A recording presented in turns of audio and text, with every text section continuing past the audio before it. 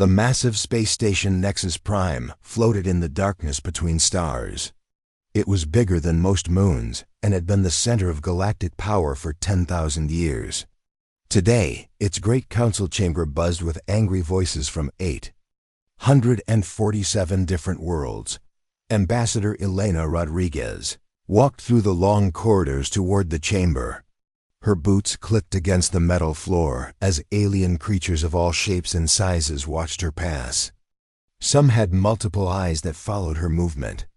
Others whispered in languages that sounded like wind through metal pipes. A few simply stared with what humans might call hatred. Elena knew why they looked at her that way. Humans had only been part of the Galactic Council for 50 years, but in that short time, they had caused more trouble than most species caused in centuries. The problem was not that humans were evil or violent. The problem was that humans asked too many questions. The council chamber was a massive dome that could hold representatives from nearly 1,000 worlds. Floating platforms arranged in circles carried delegates from every corner of known space. At the center sat the High Council, made up of the oldest and most powerful species in the galaxy. Prime Speaker, Vel of the Karathi Empire, stood at the center podium. The Karathi were ancient beings who looked like walking trees made of silver. Metal. They had ruled galactic law for 5,000 years and did not like change. Vel's voice rang through the chamber like bells made of ice. "We gather today to address a threat to galactic peace," Vel announced. "The human species has shown complete disregard for the laws that have kept our galaxy stable for millennia." Elena took her place on the human platform. She was alone. The other human diplomats had been sent away weeks ago when the council decided to hold this special session. She looked around at the hundreds of alien faces, all turned toward her with judgment in their eyes.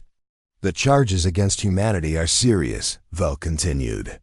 "First, they have ignored the trade restriction laws by selling advanced weapons to species not approved by this council. Second, they have formed military alliances with lesser species without council permission. Third, and most dangerous, they have begun to question the fundamental laws that govern civilized space." A low rumble of agreement echoed through the chamber.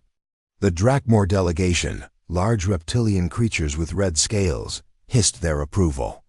The floating gas beings called the Ephora pulsed with angry colors. Even the peaceful gentle ones nodded their massive heads in agreement. Elena stood up on her platform. "May I speak in humanity's defense?" "You may speak," Vel said coldly, "but know that the decision has already been made. We are here only to make it official." Elena's heart sank, but she kept her voice steady. "Honored council members, humanity has always acted in the spirit of peace and cooperation. When we sold defensive shields to the mining colonies on Kepler 7, we did so because pirates were attacking innocent workers. The council had refused to help them for 3 years.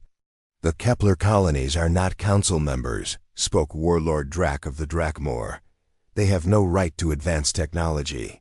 "They have a right to live," Elena replied.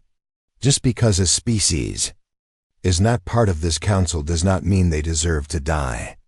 This caused an uproar in the chamber. Representatives began shouting in dozens of languages. Some slammed tentacles against their platforms. Others flashed angry light patterns. The noise was overwhelming. Vel raised a metallic hand for silence. "This is exactly the problem with humans. You do not understand your place in the galactic order. Some species are meant to lead, others are meant to follow. This has been the way for 10,000 years. Maybe it's time for a change," Elena said quietly, but her words carried through the chamber speakers to every delegate. The silence that followed was deafening.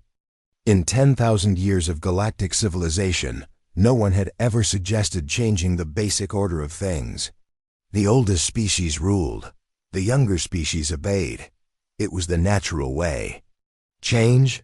Vel's voice was filled with shock. "You dare!" Suggest that beings who have lived for millions of years should listen to a species that has barely learned to travel between stars? I suggest that wisdom comes from actions, not age, Elena replied. Humanity may be young, but we have brought new ideas that have helped many species. Our medical technology saved the Zephyrian population from the Red Plague. Our farming methods ended the food shortage on New Harmony. Our communication systems connected isolated colonies across the Rim worlds. And in doing so, you have upset the balance of power, said Counselor Thex of the Mindwalkers. The pale, thin beings were known for their ability to read thoughts, and Thex's large black eyes seemed to look directly into Elena's soul. You give power to those who should not have it. You make the weak believe they can be strong. We help people, Elena said simply. Isn't that what civilization should do? Another round of angry voices filled the chamber. Some delegates were standing now, pointing at Elena with claws, tentacles, and appendages she couldn't even name. The message was clear. Humanity had gone too far. Vel called for order again. The Council has heard enough. Humanity stands accused of violating the sacred laws of hierarchy, the trade restriction codes, and the Alliance permission protocols. More seriously, they have shown a dangerous disrespect for the natural order that keeps our galaxy peaceful. Elena looked around the chamber one more time. She saw fear in many of the alien faces. Not fear of humanity, but fear of change itself. These beings had lived for so long under the same system that they could not imagine anything different. Before you vote, Elena said, I want you to remember something. 50 years ago, you invited humanity to join this council. You said we brought fresh ideas and new perspectives. What happened to those ideals? We made a mistake, Vel said coldly. We thought humans could learn to follow our ways. Instead, you have tried to change them. This cannot be allowed. The voting began immediately. Species after species cast their decision. The Karathi voted for expulsion. The Drakmor voted for expulsion. The Mindwalkers voted for expulsion. Even species that had benefited from human help voted against them, too afraid to stand up to the older powers. When the last vote was counted, the result was clear. 847 votes for expulsion, 0 votes against. 0 abstentions. It was unanimous. By the power of this council, Vel announced, humanity is hereby expelled from the Galactic Council of Species. All human ships must leave council space within 30 standard days. Any human found uncivilized. Space after that time will be considered a criminal. Security guards moved toward Elena's platform. They were huge armored beings with weapons that could stun or kill. Elena stood calmly as they approached. Before I leave, she said, her voice carrying clearly through the silent chamber, I want to give you all a warning. You think you're protecting your civilization by getting rid of us, but you're making a terrible mistake. Vel's metal face showed no emotion. Is that a threat, human? No, Elena replied as the guards reached her platform. It's a promise. We didn't want to destroy your system. We wanted to make it better. Now you'll discover what happens when humans stop trying to work within your rules and start making their own. The guards escorted Elena from the chamber as Ozzy did the guards. 847 species watched in silence. None of them realized that they had just made the biggest mistake in galactic history. 3 months had passed since the expulsion, and humanity was on the move. Hundreds of ships carried millions of humans away from council space toward the outer rim territories. These were the forgotten worlds that the Galactic Council had labeled as worthless, planets too cold, too hot, or too dangerous for civilized species to want. Commander Jake Morrison stood on the bridge of the flagship Resilience, watching the last of the human evacuation fleet pass through the boundary gate. Behind them lay council space with its ordered worlds and ancient laws. Ahead lay the unknown rim territories where exiled species and outcasts made their homes. Final count, Commander, reported Navigation Officer Lisa Park. 237 ships, carrying 4.2 million humans and their belongings. We also have the complete Council archives that Ambassador Elena copied during her time on Nexus Prime. Jake nodded. Elena had been smart to download everything she could access during her 50 years as a diplomat. The archives contained detailed information about every species in the galaxy, their strengths, weaknesses, cultures, and most importantly, their complaints about the Council system. "Any word from our advanced scouts?" Jake asked. "Yes, sir," replied Communications Officer David Kim. "Scout teams have made contact with 17 non-Council species in the past week. Most are curious about our intentions. A few are hostile, but many seem interested in talking." Jake smiled. This was exactly what he had hoped for. During their 50 years in the Council, humans had learned that the galaxy was much bigger than the 847 civilized worlds. There were thousands of species that had been rejected, ignored, or simply never discovered by the Council. Many of them had good reasons to dislike the current system. Dr. Sarah Chun entered the bridge carrying a thick data pad. She had been Elena's legal advisor during the Council years and now led the human effort to understand galactic law. Her job was to find the weaknesses in the system that had rejected them. "Commander, I have the legal analysis you requested," Sarah said. "The Council's laws have some interesting gaps." "Tell me," Jake said, settling into his command chair. Sarah activated a holographic display that showed the galactic map. Council. Space glowed in blue, taking up about 30% of the known galaxy. The rest was marked in red as unexplored or uncontrolled territory. The Council claims authority over civilized space, but their own laws are very specific about what that means, Sarah explained. They only have legal power over their member species and the space those species control. Everything else is technically free territory. "What about the non-member species?" Jake asked. "That's where it gets interesting," Sarah continued. "The Council laws say that non-civilized species have no legal rights, but they also have no legal obligations. Essentially, anyone not in the Council exists outside their law system entirely." Jake leaned forward. "You mean we can make our own laws?" "Exactly. And more importantly, we can invite other species to join us under those laws. The Council can't stop us as long as we stay out of their claimed territory." This was better news than Jake had hoped for. What about technology sharing? Trade agreements? The Council's trade laws only apply to Council members. If we're not members, we can trade with anyone we want, including other non-member species. Sarah's eyes lit up with excitement. "Commander, we could build an entire alternative civilization." Out here, Jake stood up and walked to the main viewing screen. Beyond the glass, he could see the convoy of human ships spreading out toward different star systems. Each group was heading to worlds that the Council had deemed worthless, but human surveys had shown them to be rich in resources and possibilities. "Open a channel to all fleet commanders," Jake ordered. The communication system activated, connecting him to the captains of every ship in the human exodus. Their faces appeared on smaller screens around the bridge. Men and women of different ages and backgrounds, all united by their determination to build something new. "Fellow humans," Jake began. 3 months ago, the Galactic Council told us we didn't belong in their civilization. They were right, but not for the reasons they think. We don't belong in their civilization because we're meant to build something better." He gestured to the star map showing the rim territories. "Out here, we have a chance to create the kind of galaxy we actually want to live in. Not one ruled by ancient species who fear change, but one where every thinking being has a voice and a chance to grow." Captain Maria Santos of the exploration vessel Pioneer spoke first.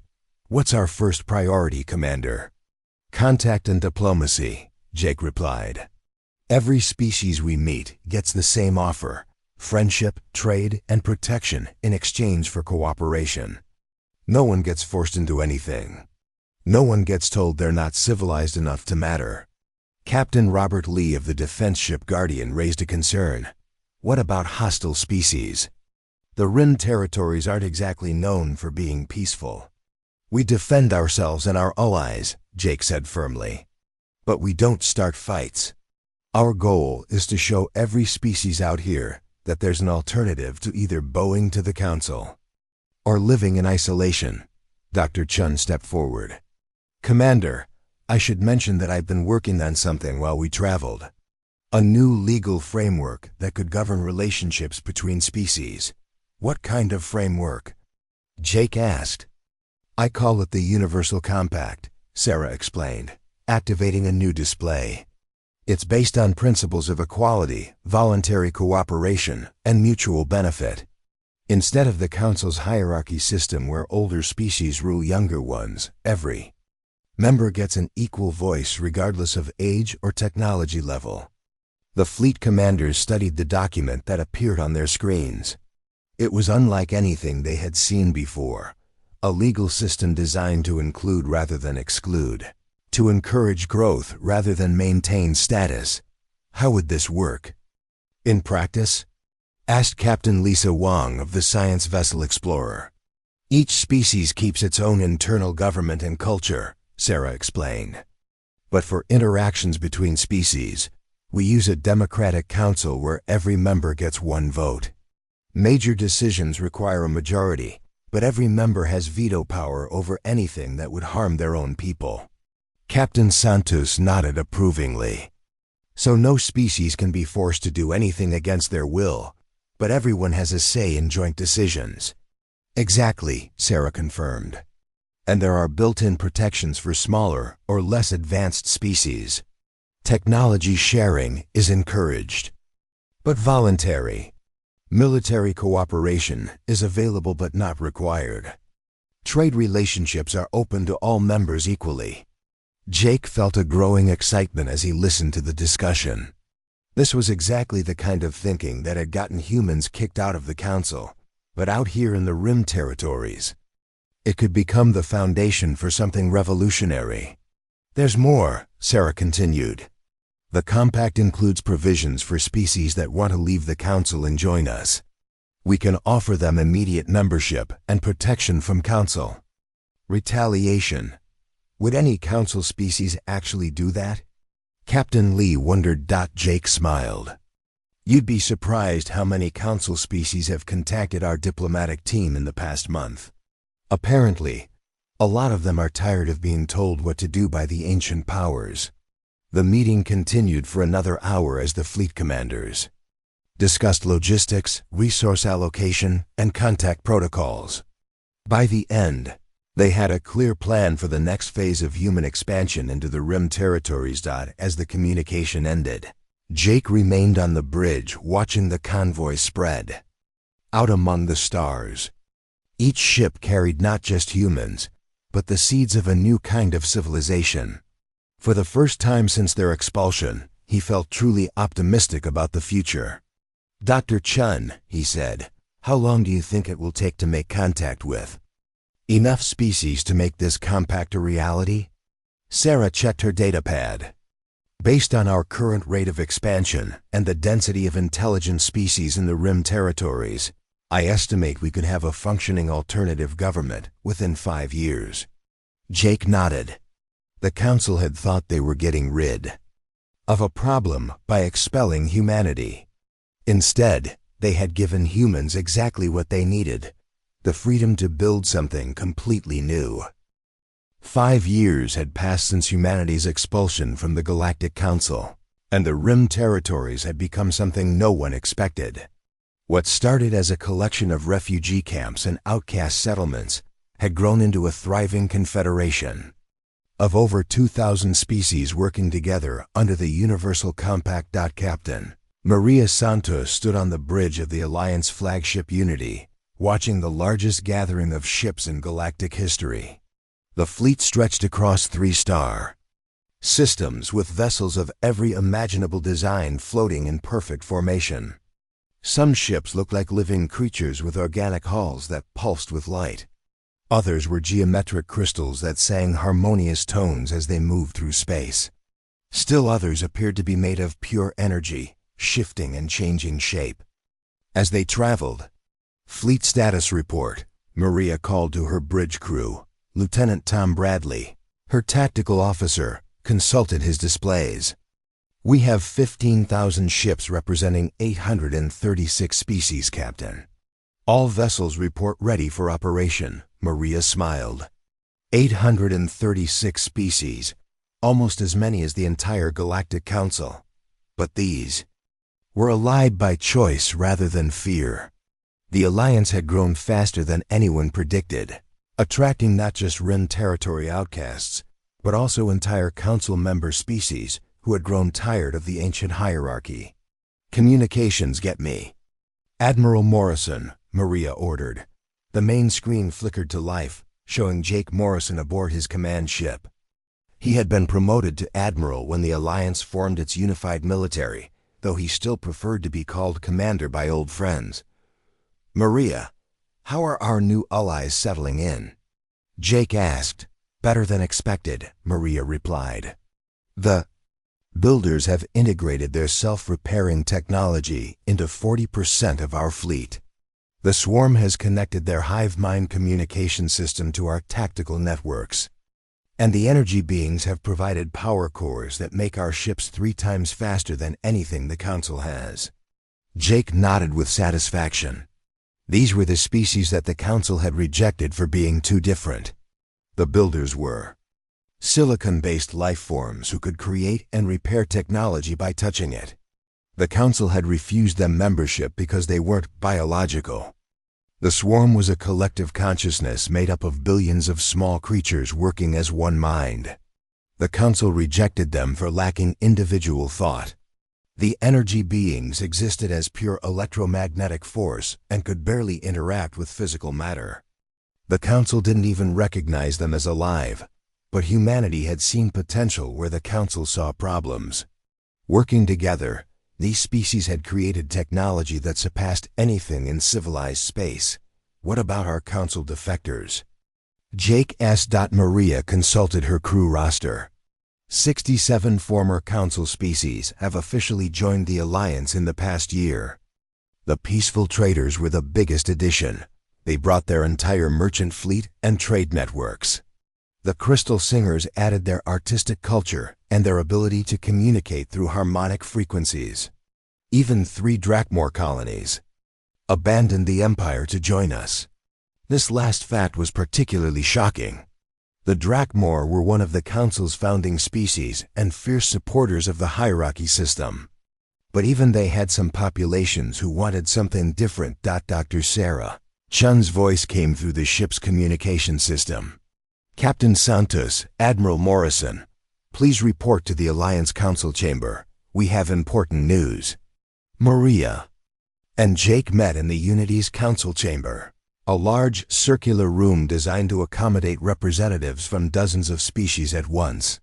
The air was carefully balanced to support oxygen breathers, methane breathers, and energy beings simultaneously. Translation devices allowed instant communication between creatures who might not even have vocal cords. Sarah was waiting for them along with representatives from the Alliance's founding species. There was Architect Prime of the Builders, its crystalline body glowing with internal light. Collective voice spoke for the swarm through a cluster of small flying creatures that moved in perfect synchronization. Bright pattern represented the energy beings as a shifting aurora of colored light. We have received intelligence from our contacts in Council space, Sarah announced. The situation there is becoming unstable. She activated a holographic display, showing the galaxy. Council space still glowed blue, but now there were large red patches within it, areas where member species had either defected to the Alliance or simply stopped following Council orders. In the past 6 months, the Council has lost control of over 200 systems, Sarah continued. Some species are openly rebelling. Others are just ignoring Council directives. The hierarchy system is breaking down. Architect Prime's voice sounded like crystal chimes. This was predictable. Rigid systems break when pressure exceeds their flexibility threshold. Collective voice spoke through its swarm of creatures. Many minds think together. Council thinks with few minds. Few minds make mistakes. Bright patterns aurora shifted to concerned purple tones. Energy patterns show Council fear response increasing. Dangerous decisions possible. Jake studied the map carefully. What kind of dangerous decisions? Military action, Sarah replied grimly. Our intelligence suggests that the Council is planning to use force to stop the defections. They're calling it the Stability Enforcement Protocol. Maria felt her stomach tighten. They want to start a war? Not exactly, Sarah explained. They want to make an example. Our sources say they're planning to attack one of the Alliance border colonies, something small enough to seem manageable, but visible enough to send a message. Jake stood up from his chair. Which colony? New Harmony, Sarah said quietly. Name hit everyone in the room like a physical blow. New Harmony was one of the first successful Alliance colonies, home to refugees from 17 different species who had built a thriving mixed community. It was also completely defenseless. The colony had been established as a symbol of peace and cooperation, with no military installations. How long do we have? Maria asked. Intelligence suggests the Council fleet will move within the next week, Sarah replied. They're calling it a police action to reclaim illegally occupied territory. Jake turned to the alien representatives. This is what we've been preparing for. The Council has decided that our existence is a threat to their power. They won't negotiate, and they won't compromise. The question is, are we ready to defend ourselves? Architect Prime's crystalline form pulsed brighter. Builder ships prepare for defensive action. Technology ready. Collective voices swarm moved. In an agitated pattern. Swarm mind has considered this possibility. Unity of purpose achieved. We defend Alliance. Bright patterns aurora shifted to determined gold. Energy beings contribute power. Council threatens all non-hierarchy life. Maria looked around the room at the representatives of species that had been rejected, ignored, or dismissed by the galactic establishment. Now they were united by something the Council had never understood: choice rather than obligation, cooperation rather than domination. Admiral, she said to Jake, what are your orders? Jake walked to the central display and zoomed in on New Harmony. The small blue dot represented thousands of lives and the hope of a better future. We defend our people, but we do it our way. No attacks on civilian targets, no unnecessary destruction, no revenge for old wrongs.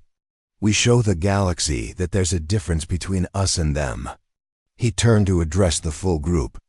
Send word to all Alliance fleets. Operation Guardian Shield is now active. We protect New Harmony, and we show the Council what happens when free beings choose to stand together. Sarah pulled up tactical displays showing Alliance ship positions throughout the sector. Our forces are distributed across 12 systems. It will take time to concentrate them at New Harmony. Then we'd better start now, Maria said, already moving toward the door. I'll take the first fleet and establish a defensive perimeter. Jake, you coordinate the overall response. As the meeting broke up, representatives rushed to contact their fleets and prepare for the first real test of Alliance unity. The Council had expected their show of force to scatter the Alliance like frightened animals. Instead, they were about to discover what happened when species who had chosen to work together faced a threat to their new way of life. Jake remained in the chamber after the others left, staring at the tactical display.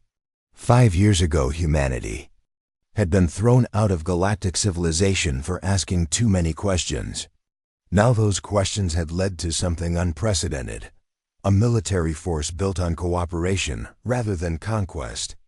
Defended by species that had been dismissed as worthless, the Council was about to learn that there was a difference between ruling through fear and leading through inspiration. And that difference was about to change the balance of power in the galaxy forever. The attack on New Harmony came at dawn, just as Alliance intelligence had predicted. 300 Council warships dropped out of hyperspace in perfect formation, their weapons charging for what they expected to be a quick demonstration of power. The colony world below looked peaceful and defenseless, exactly as the Council had planned. Admiral David Park stood on the bridge of the Alliance command ship Defiance, watching the Council fleet approach. He had been chosen to lead the defense because of his experience with unconventional tactics, and today he would need every trick he had learned in 30 years of military service. Enemy fleet composition? David asked his tactical officer, Lieutenant. Amy Foster consulted her displays. 200 Karathi heavy cruisers, 50 Drakmor battleships, 30 Mindwalker scout vessels, and 20 support ships.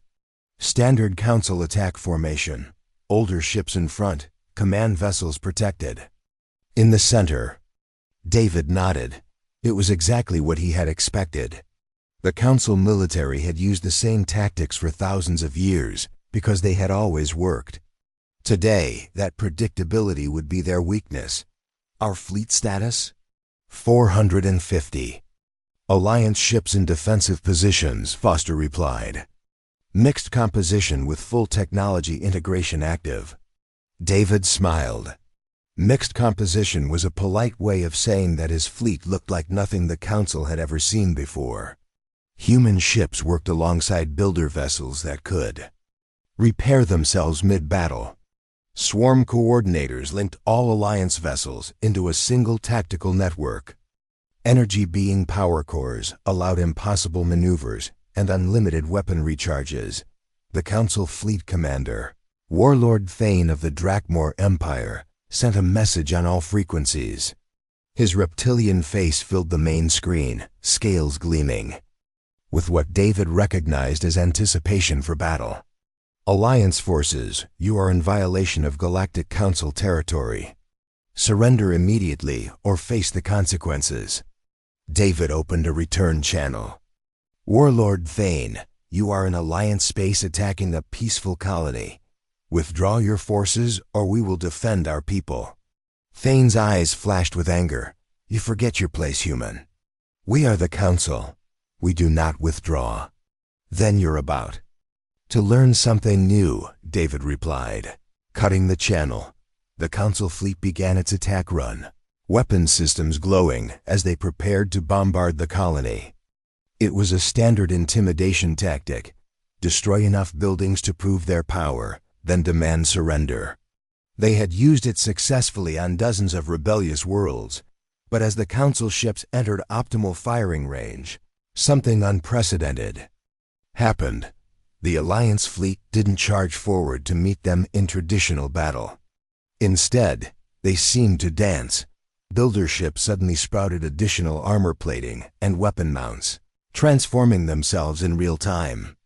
Swarm-coordinated vessels moved in perfect harmony, their actions so synchronized they seemed like parts of a single massive organism. Energy-being-powered ships flickered in and out of normal space, appearing behind Council formations before, vanishing again. What are they doing? Thane demanded of his tactical officer. Unknown, sir. Their ship configurations are changing faster than our targeting systems can track, and their movement patterns don't match any known battle doctrine. That was because the Alliance wasn't following any known doctrine. Human creativity, combined with alien capabilities that the Council had rejected, created a completely new form of warfare. Ships didn't just fight as individual units. They fought as living parts of an adaptive organism. The first Council salvo missed entirely as Alliance ships shifted positions at the last second, warned by swarm telepathic networks that could predict enemy actions. Return fire from builder-enhanced weapons struck with devastating accuracy, guided by collective intelligence that processed battle information faster than any traditional command structure. Captain Maria Santos led the first squadron in a maneuver that would have been impossible with normal technology. Her ship Unity phased partially into energy form, passed through a Council heavy cruiser without touching it, then rematerialized behind the enemy formation with weapons already firing. Direct hit on the Council flagship's engines, reported. Her gunner, they're losing power. Across the battlefield, similar scenes played out as Alliance forces demonstrated capabilities that the Council couldn't understand, let alone counter. Ships that should have been destroyed rebuilt themselves in minutes. Fleets that should have been scattered maintained perfect coordination through telepathic links. Weapons that should have run out of power kept firing thanks to energy being. Cores that drew power from the fabric of space itself. Warlord Thane watched his careful battle plan collapse in confusion. How is this possible? Our intelligence said they were just rim territory outcasts with primitive technology. His tactical officer's voice was shaken. Sir, their technology appears to be more advanced than ours. Significantly more advanced. That's impossible, Thane snarled. We are the Council. We have ruled for 10,000 years. But ruling wasn't the same as growing, and the Council had stopped growing millennia ago. They had become so focused on maintaining their power that they had forgotten how to gain new capabilities. Meanwhile, the Alliance had spent 5 years combining the best ideas from thousands of different species. Admiral David Park saw the moment when the Council formation began to break apart. Ships that had fought together for centuries suddenly couldn't coordinate their actions against an enemy that moved like water and struck like lightning. All squadrons, begin the Shepherd Protocol. David ordered. The Shepherd Protocol was purely human in concept, but required Alliance technology to execute. Instead of trying to destroy the Council fleet, Alliance ships began herding them away from the colony. Ships that tried to continue the attack found themselves surrounded and disabled.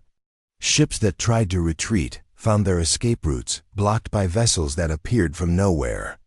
Council fleet, this is Admiral Park, David broadcast on all frequencies. Your attack has failed. You have 2 choices, surrender and be treated according to Alliance law, or continue fighting and lose more ships. Either way, you will not harm the people of New Harmony. Warlord Thane was furious but not stupid. He could see that his fleet was being systematically neutralized by an enemy that seemed to anticipate his every move.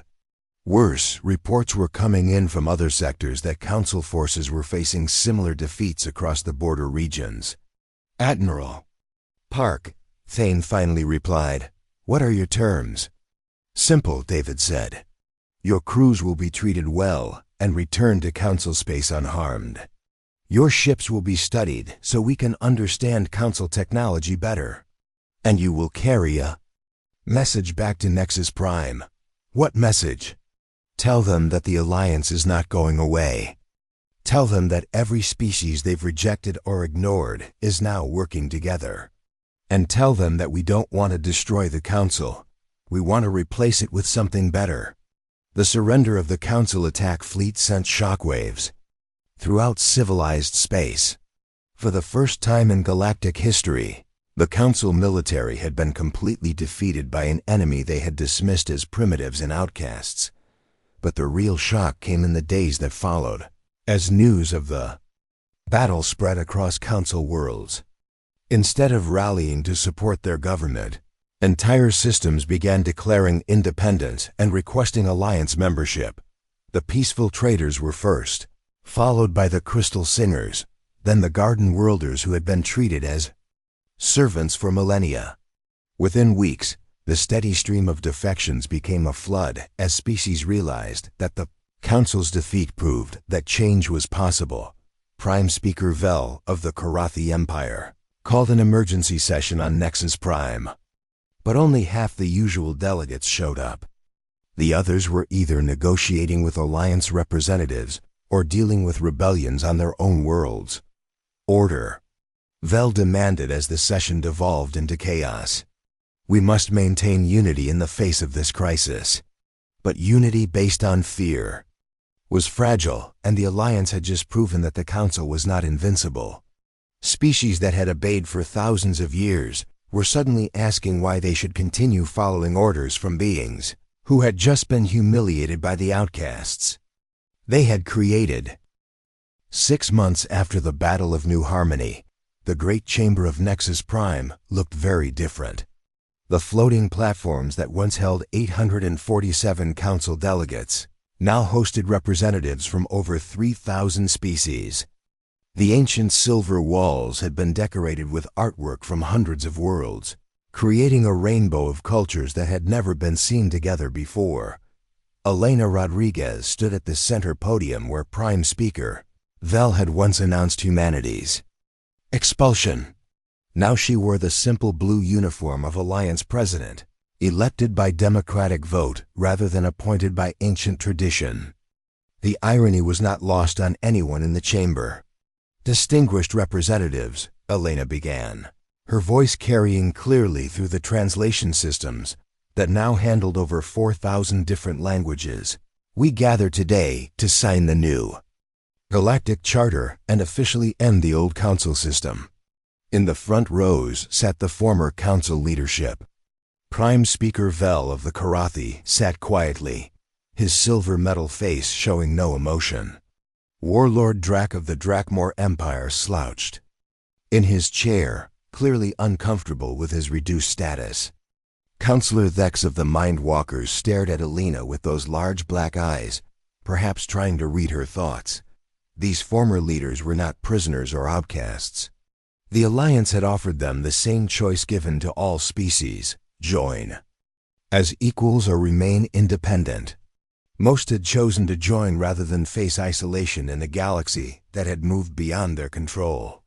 6 years ago, Elena continued, I stood in this chamber as humanity was expelled from galactic civilization. The charges against us were serious. We had questioned the natural order, helped species deemed unworthy, and suggested that 10,000 years of tradition might need to change. A murmur ran through the chamber as representatives from thousands of species listened to the story many had heard, but few had witnessed. The small creatures of the swarm chittered among themselves. The crystalline builders chimed soft harmonies. The energy beings pulsed with gentle light patterns. Today, I want to address those charges directly, Elena said with a slight smile. We were guilty of everything the Council accused us of. We did question the natural order, because any order that keeps thinking beings in chains is not natural. We did help species deemed unworthy, because worth is not determined by age or power. And we did suggest that tradition needed to change, because tradition without growth is death. Former Warlord Drak shifted uncomfortably in his seat. He had been one of the loudest voices calling for humanity's expulsion, and now he sat in a chamber where his species was just one voice among thousands. Admiral Jake Morrison, now serving as Alliance Defense Coordinator, stepped forward with the charter document. It was not written on ancient metal plates like Council law, but on a special crystal that could be read by any species regardless of their sensory capabilities. The new Galactic Charter, Jake announced, establishes 3 basic principles that will govern relationships between all intelligent species. Elena read the first principle aloud. All intelligent beings have the right to exist and grow according to their own nature, without interference from others except when their actions harm other intelligent beings. This was a revolutionary concept in galactic politics. The old Council system had ranked species by age and power, with older civilizations automatically having authority over younger ones. The new system recognized that a species that had existed for 1,000,000 years was not automatically wiser than one that had achieved intelligence yesterday.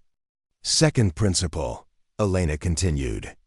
No species or group of species may claim authority over others without their free consent, and such consent may be withdrawn at any time. Former Prime Speaker Vel finally spoke, his metallic voice ringing through the chamber. This principle makes stable government impossible. How can civilizations plan for the future if alliances can change at any moment? Elena looked directly at the former council leader. With respect, Prime Speaker, The old system wasn't stable, it was stagnant. True stability comes from systems that can adapt and grow, not from systems that resist all change. Dr. Sarah Chun stepped forward to read the third and most important principle.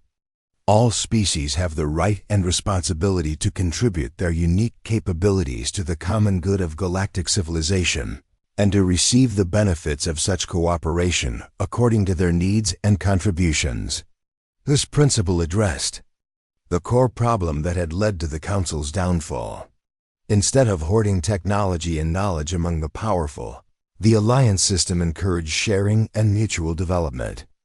The rapid technological advances that had made their military victory possible were just the beginning of what could be achieved when thousands of species work together.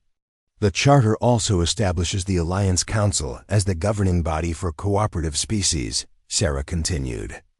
Unlike the old Council, membership is voluntary.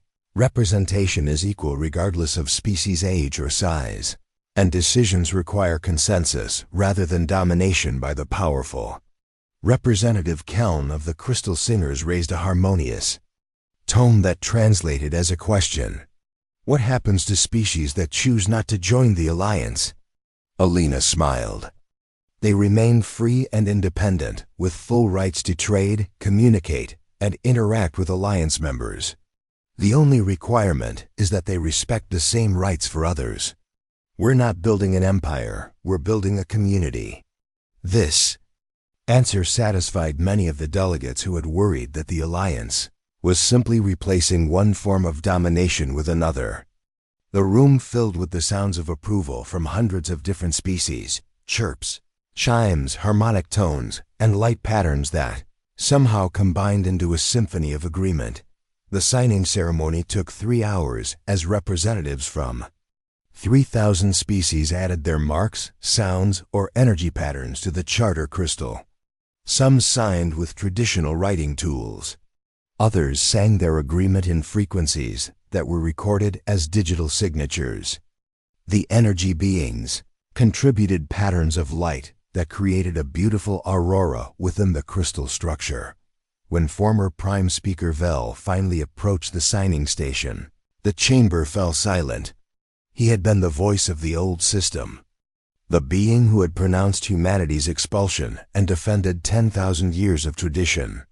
I want to say something before I sign, Vel announced, his voice carrying to every corner of the chamber. Elena nodded. The floor is yours.